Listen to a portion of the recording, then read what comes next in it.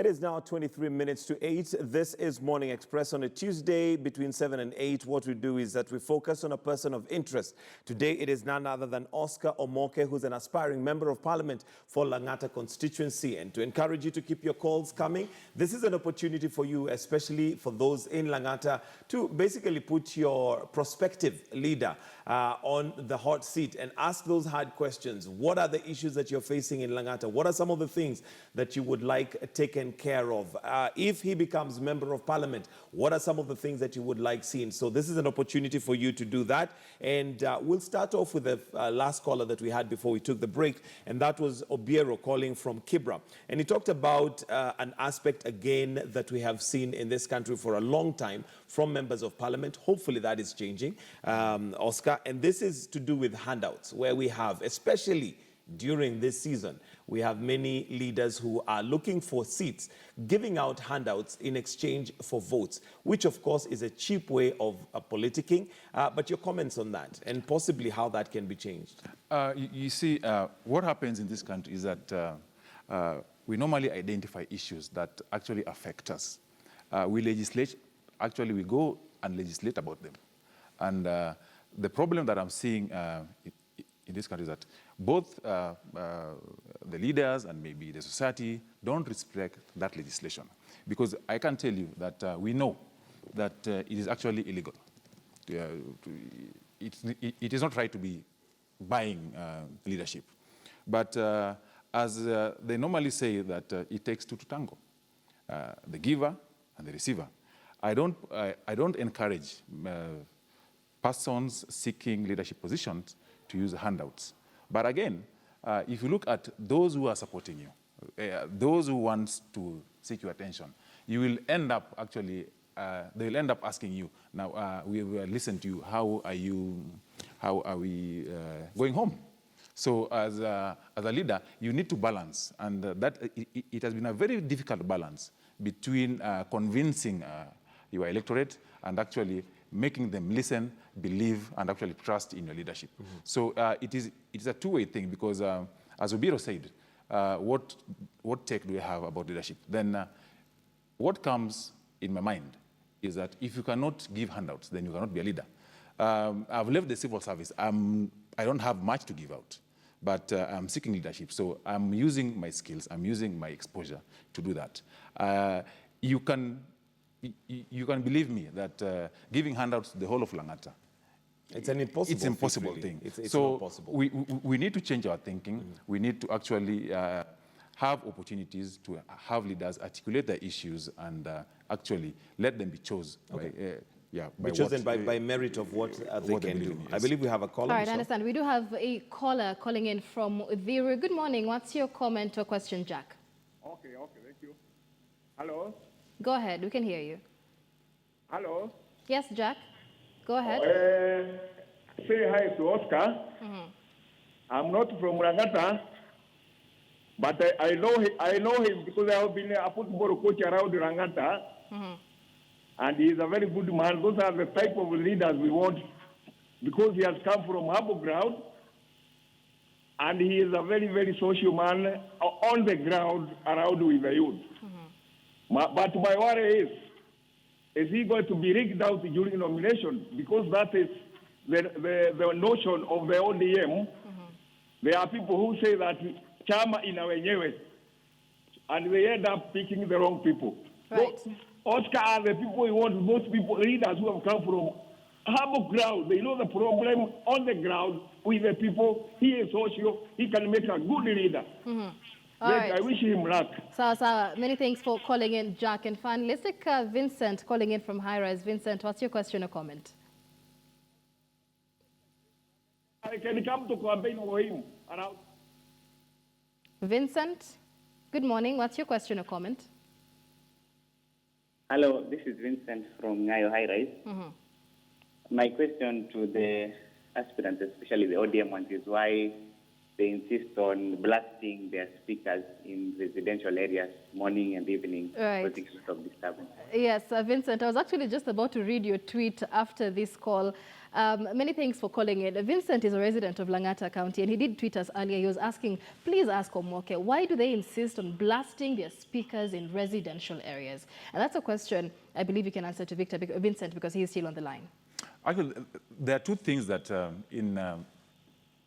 when you're campaigning, I don't like my supporters do. One is these black graffitis that you see people painting the walls. It actually leaves a sore in my eyes, because that graffiti sticks there for 5, 6, 7 years. That's one thing that I don't believe in. Secondly, the blasting of speakers is basically for those who cannot maybe articulate issues. So you will end up finding someone believing that he'll be elected because he has the loudest microphone. But I think that the current kind of leadership that we want is an interrogative leadership, whereby you sit down and you ask questions. I would like to thank the Langata people who actually organized for all the aspirants. So we sat down over the weekend, and the questions were asked. We articulated our issues, and I think that is the way to go, not about blasting. So you're not blasting any speakers? No. All right, and then we also had Jack, and Jack brought in another very pertinent question. He really supports you, but his hope is that you're not rigged out in the ODM nominations fiasco, and that's a topic we must speak about, because we have had word that former Prime Minister Raila Odinga had endorsed your rival, Ahmed Papa. He is one of the contenders for the parliamentary seat in Langata. Does that really work for a free and fair nomination, and is it a credible, the word we're getting, is it credible that Raila Odinga endorsed him? As I said earlier, when allegations are made, we must actually interrogate the source of the allegation and the intent and purpose for the allegation. Because in my own thinking, I also think that the said candidate might have used that as his platform to scare the other rivals. Because I will tell you that the Right Honorable Prime Minister, I believe that he's a Democrat. I believe that ODM has set out systems whereby even if the perception is he will influence, but I think that the polling stations will speak more than the leadership.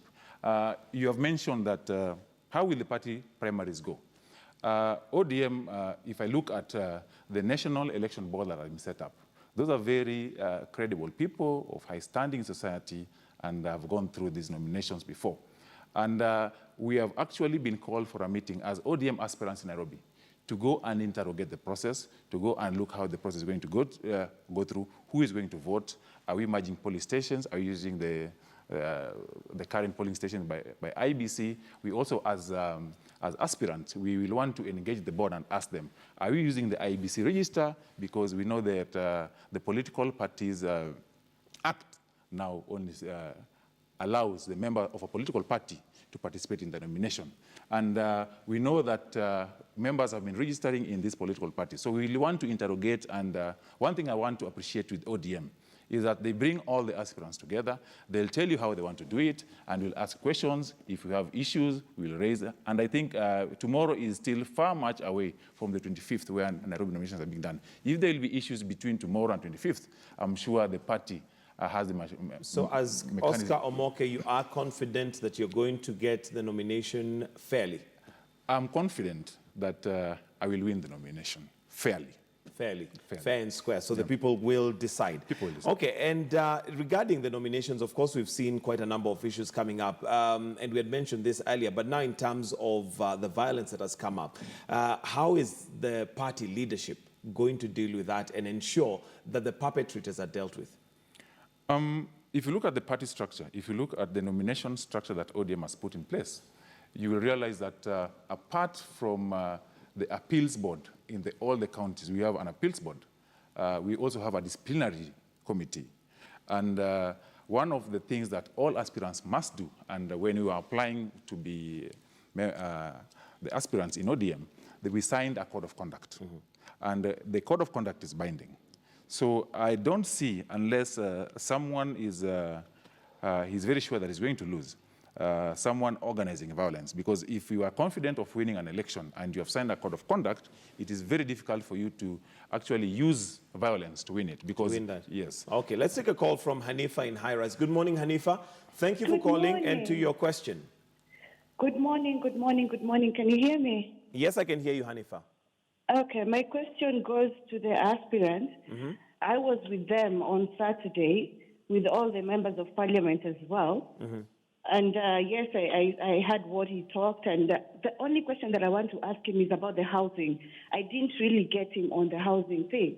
As in Langata people, the housing structures, people are getting so many every day. And the buildings are being built so many every day, but then we are not seeing anything coming up with the aspirants. What are they going to do for us? And again, with the loud noise in the essence, like I live in Nyayo High Rise, it is tiring. It is tiring. It is tiring. We cannot do anything. So, as my aspirant who is seated right there, what is he going to do for us? We are not saying we are Team Papa. We are saying that we will support him as well if he comes up with something tangible. Please, Honorable, go ahead and tell me all these things. All right, thank you, Hanifa. So two things there. Structures. There's structures that are coming up left, right, and center. So she's talking about controlled structures. Number two is noise pollution. Let's start with the structures. Structure, and I'm glad she was in our debate over the weekend. And we did actually address the issue of housing and illegal structures coming up. And we did say that as members or as residents of Langata, we have challenges, and I'm sure even His Excellency, the governor will be in South Sea today at 8 o'clock. The Residents Association of South Sea have complained about the sprawling of shanties and bars being fitted within residential areas. The residential areas. And that one, we understand that it squarely lies with the approvals and the disapprovals from City Hall. And we need to actually engage with the county government. We need to engage with our ward representative, because one of the biggest challenges that I can see within the whole country is that we have shifted our focus from the members of the county assembly. Either we think that they have no powers, or we don't have able representation, so the society has not actually engaged them fully. Because like in South Sea, the problem is of South Sea, of the sprawling, we think that we need to partner with the county government. We need to ask questions and find out why are they approving these structures. And if they're approving these structures, we also need to take care about the people of Langata. Is it a matter of concern for you that there are all those sprawling houses coming up, and possibly they would claim that they are approved, but one would wonder if really they are? And that's where I'm coming to, because if you look at the county government functionality, from City Hall, we have a sub-county administrator, we have a ward administrator, and all those people actually understand what happens within the ward on a daily basis. The Member of Parliament will represent and oversee the whole constituency at the National Assembly. We did mention there that the issue of housing in Langata, it is a diverse agenda, because the people living in Karen, the 4 acres, 2 acres owners, have different issues from those in Langata. From those who live, say, in Otiende, or those who live in the high-rise areas. Yeah. So when we talk about affordable housing, when we talk about housing in Langata, we need to specifically look at what do we want to address. Okay, noise pollution, the sprawling bars and all these businesses that have come up in residential areas. Again, those, when you look at the systems that are actually overseeing or approving these bars and these loud noise emitters, we, as a Member of Parliament, we will need to interrogate this, because I know that as much as we are campaigning, as much as we want to own property, as much as we want to own discos within the Langata region, we also must consider those who do not partake of that pollution. How are we protecting them? Because I understand, and I'm sure before any approval is done by the county, by by The county government. yeah, by the county government. There are some issues that they need to actually look at and make consideration. There should be rules and regulations. Yes. Are those, so we need, as a leader, I need to check, are those being followed? All right. Now, let's come back to something Salma had raised, and this is now in regards to your party, ODM, Orange Democratic Movement. And Salma talked about the youth. Do you feel ODM party has room for the youth? Given, if we look at the leadership right now, the top leadership, one would wonder if the youth really are included in their vision. Maybe, just to answer Salma, you know, the ODM structure, we have the mainstream, we have the Women League, and we have the Youth League. So from the top, I can see the youth are represented.